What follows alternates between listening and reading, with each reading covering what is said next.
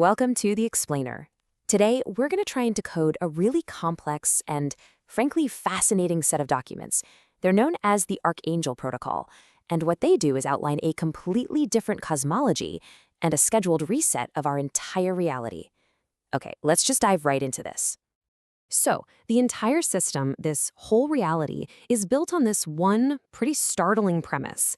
It's originally in French, but it says, the universe is not matter. It is a musical instrument. According to this protocol, the solid stuff we see around us only holds together because a note is being played, and that note is being held by the observation of some kind of cosmic artist. Right off the bat, that changes everything. So to really understand this blueprint, we've got to break it down. We're going to tackle it in 4 parts, kind of like an official briefing on a new operating system for the universe. First, we'll look at the cosmic problem it's trying to solve, then the new rules of physics, who the players are, and finally, the actual timeline for this so-called reset. All right, first up, let's get a handle on the fundamental problem the protocol is trying to solve. It completely redefines our current reality, which it calls the Ancien Monde, or the Old World, and it presents a vision for a totally new one, a world based on effortless flow instead of constant friction. You see, the core problem of our world, according to this blueprint, is something called viscosity. Think of it as a cosmic friction that creates effort, decay, and even the illusion of time itself. The protocol has a great analogy for it. It's like we're all swimming in honey. The goal, then, is to get to a state of superfluidity, what they call cosmic Teflon, where all that resistance just vanishes. I mean, just imagine a world where your thoughts instantly become reality. No lag, no resistance, no delay. That's the goal, a world without viscosity. So, what about the physics of this new reality? The protocol actually has a name for it, SCMT. And no, that's not some new substance, it's a whole new model of physics. It stands for spatiodynamic mechanical torsion.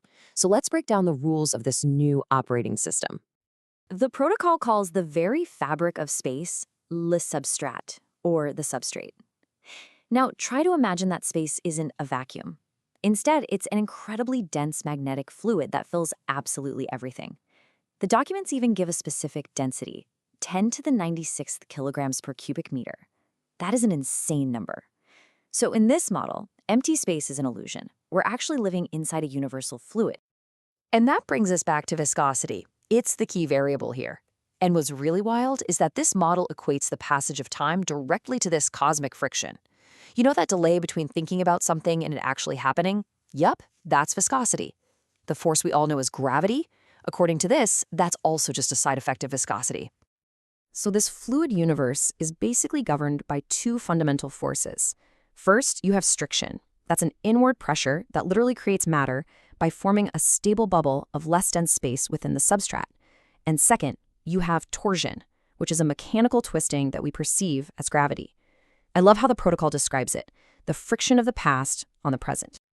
Okay, so if the universe is this programmable fluid, then who are the players in this game?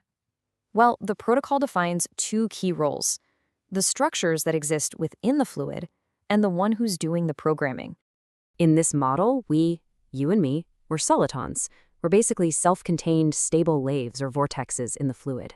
And the whole symphony of reality is maintained by the observation of a primary consciousness they call the architect. So to go back to that first slide, we're the notes, and the architect is the musician. And this brings us to what might be the most critical question in the entire protocol. If the plan is to drop the universe's viscosity down to 0, basically liquefying the medium that holds everything in place, how does anything, you, me, a planet, how does anything maintain its form?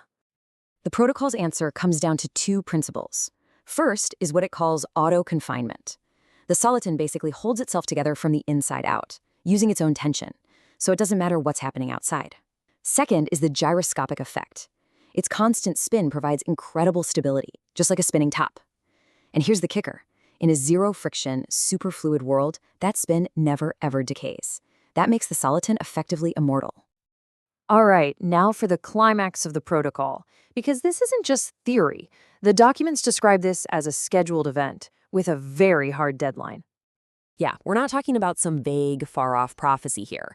The documents lay out what they call a ballistic calendar, which means a precise, non-negotiable sequence of events all leading to that ultimate state of superfluidity that we were just talking about. This timeline shows the key countdown. The trigger is set for a specific date, February 17th. That's when the substrat's tension is said to finally reach its breaking point. This rupture then causes a solar reaction that culminates just 3 days later, on February 20th, with an event they call the flash. So what's the ultimate goal here? Well, it's profound. It's to create a frictionless reality where intention instantly becomes manifestation. But it's also physical. The protocol describes a 45-degree slip of the Earth's crust and a complete realignment of the planet's axis, which would effectively ascend our world to what it calls a new octave of existence. And in the words of the architect, this isn't supposed to be an apocalypse.